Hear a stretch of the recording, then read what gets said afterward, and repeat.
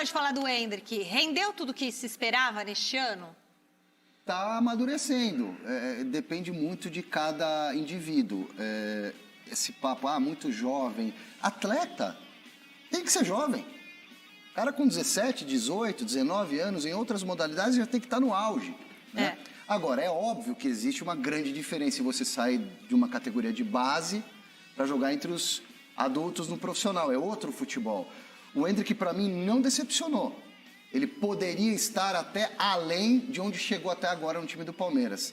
Mas acredito que ele vá se desenvolver muito e alcançar o que ele conseguiu lá embaixo na base no futebol profissional.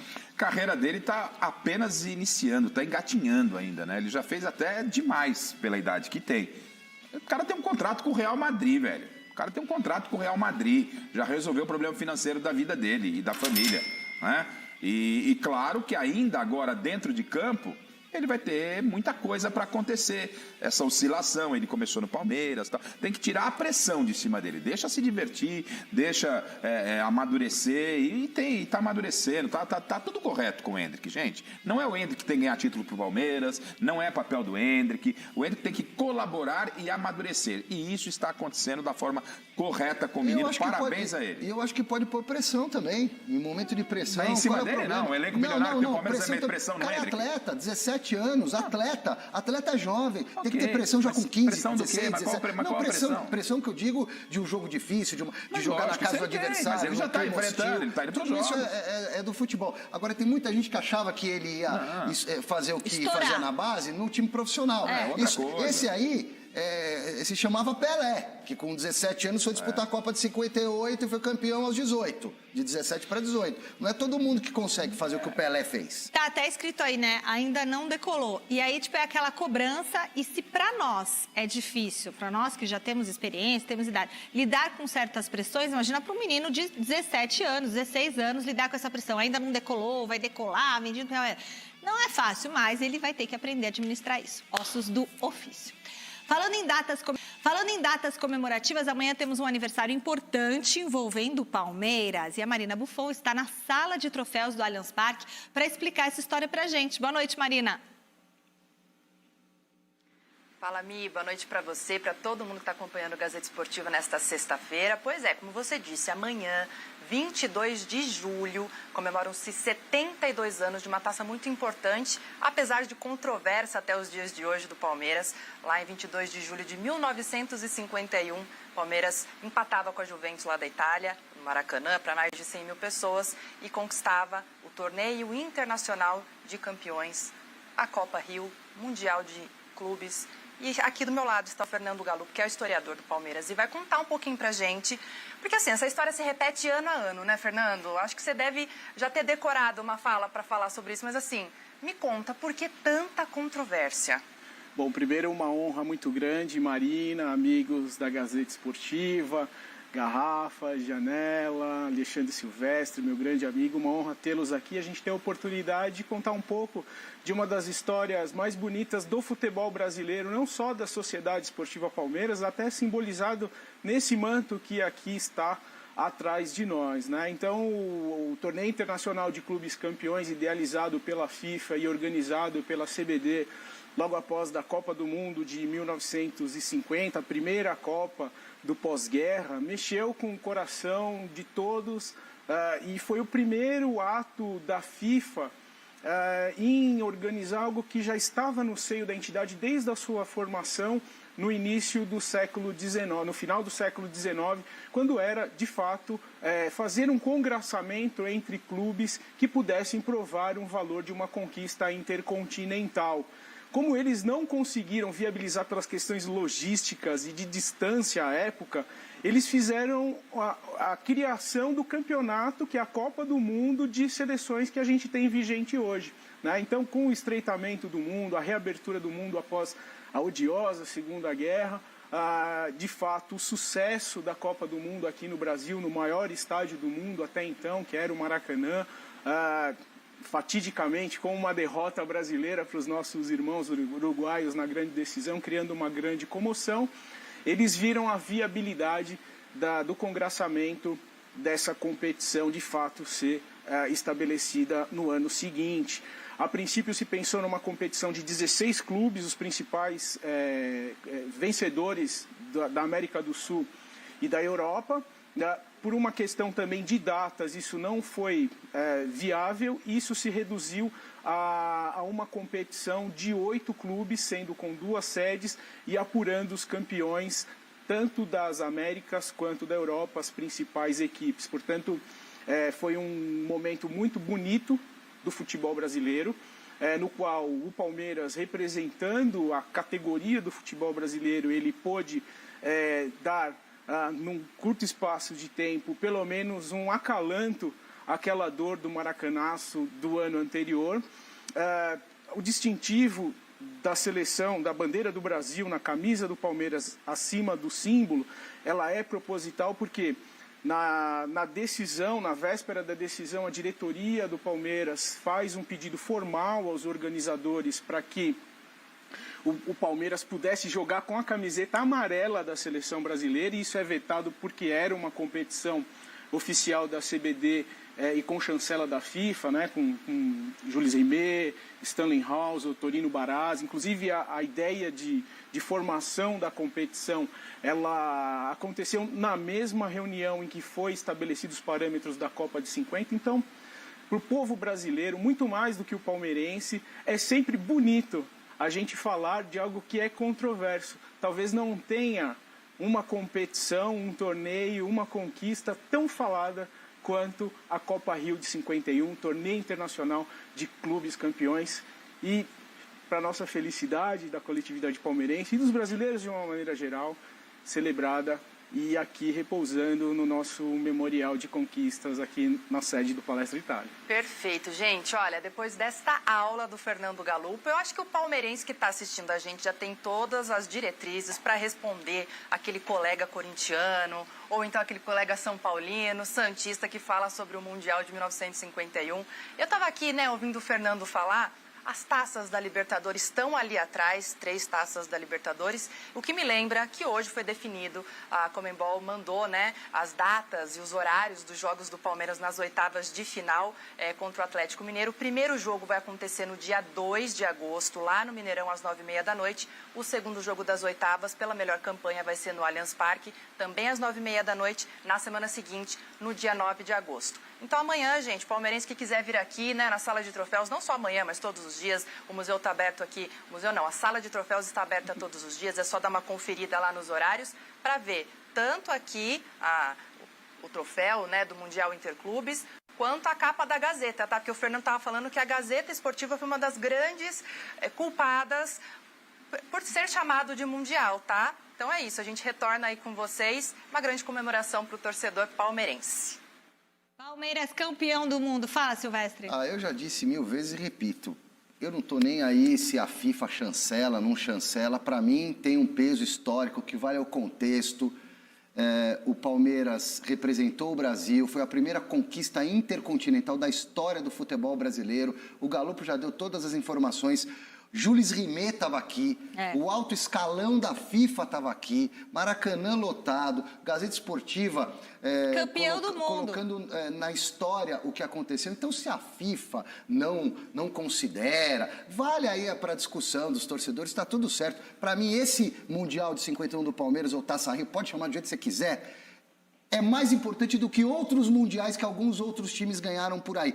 Aí dizem, mas em 52 teve a Copa Rio também, o Fluminense foi campeão. Só que em 52 não teve FIFA aqui no Brasil, não teve uma organização como esse Mundial de 51. Não tem nada a ver uma coisa com a outra.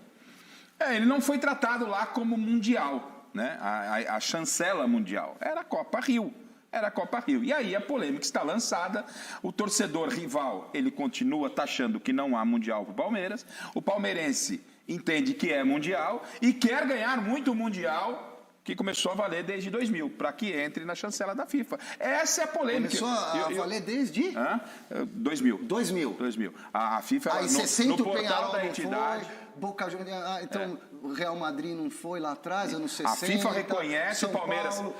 São Paulo do Tele não foi. A FIFA reconhece esse título como mundial, mas no site mundial, da entidade... a história vai mudando, Garrafa. O Santos não... É rótulo, gente. É rótulo.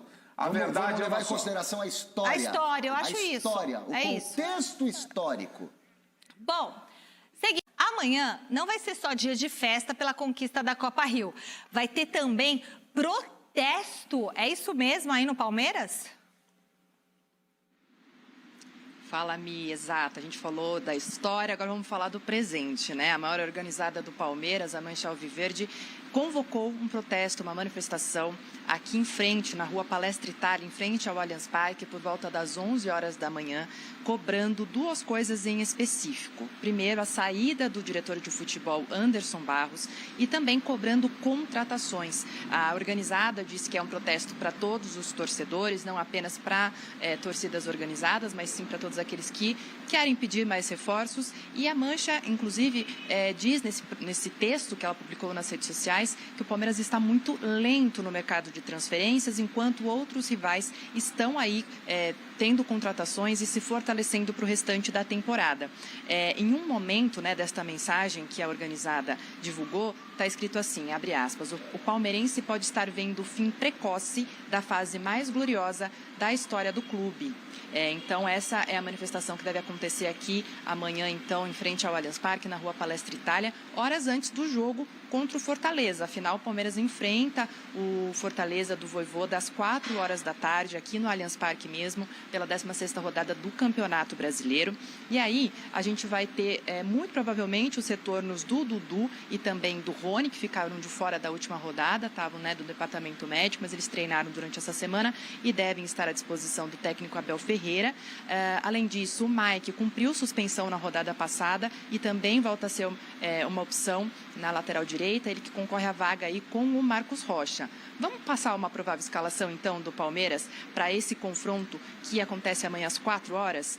Temos o Everton, Mike ou Marcos Rocha, Gustavo Gomes, Murilo e Piquerez, Zé Rafael, Gabriel Menino e Rafael Veiga, Arthur, Dudu e Rony. Como o Zé Paes trouxe na matéria e também o nosso querido Alberto Helena Júnior falou por aí, são 5 jogos sem vitória do Palmeiras só no Campeonato Brasileiro. Então, o Palmeiras está aí buscando voltar ao G4, está longe, né? Nesse momento está no 6º lugar com 25 pontos, está longe do líder Botafogo, mas busca retomar esse caminho de vitórias para espantar essa má fase. Já são mais de 29 mil ingressos vendidos antecipadamente. A esperança é de casa lotada aqui para apoiar o Verdão neste jogo de amanhã. Mi. Obrigada, Marina. Eu vou sentar aqui para a gente usar a nossa realidade aumentada, colocando essa equipe que enfrenta amanhã o Fortaleza às 4 da tarde. Vocês acham que o Palmeiras não consegue vencer do Fortaleza? Jogo complicado, Michele. Nos últimos 5 jogos, uma única vitória contra o Bolívar. O fraco Bolívar, diga-se de passagem, tendo como parâmetro o Palmeiras. É um jogo extremamente importante para o Palmeiras, o Fortaleza. Porque se o Palmeiras acumula mais um jogo sem vencer... Ao todo são 8 jogos e só uma vitória, contando as outras competições. Isso, entendeu? Então, o Fortaleza vem com vantagem. Se acumula mais um jogo sem vencer, aí a pressão que já vai ser instalada antes da partida com esse protesto com a diretoria. A ausência de reforços. Há quem diga que o Abel está muito incomodado também com essa falta da contratação de jogadores, né? Principalmente a contratação de um volante. Ele não deve externar isso publicamente, informação do nosso parceiro PVC. Então, isso tudo, se no sábado vem protesto, não ganha, a coisa fica muito complicada. Começa a ferver. Muito complicada para o Palmeiras. Mas não para o Abel. A dupla de zaga volta titular a jogar junta, né, com o Murilo e o Gomes, já é um alento. O Zé Rafael retornando ao time ali na cabeça de área, o ataque titular. Os jogadores têm que dar uma resposta. Disse e repito pela enésima vez. O Palmeiras caiu de produção porque os melhores jogadores do time, ao mesmo tempo, também caíram de produção. A questão do protesto é uma briga política, Mancha, Leila... O protesto é contra quem? Contra a tia? É contra a tia, contra o tio... Que tio? É o executivo de futebol, o Anderson Barros, que não contratou, etc e tal. Mas é um protesto, não adianta querer minimizar. Eu tenho que respeitar também a vontade do torcedor em ter reforço, mas tem um componente político muito forte. E para quem quer plantar uma crise dentro do Palmeiras, o protesto, é maravilhoso. Mas você acha que não pode protestar? Não pode, mas eu acho que oportunistas... Não, mas não é disso que eu tô falando. O ingresso caro. Eu só acho que oportunistas... O time não vence há 5 jogos. Oportunistas vão juntar. Eu não tô passando pano pro Palmeiras. Você passa um pouco. Tá passando demais agora. O Palmeiras...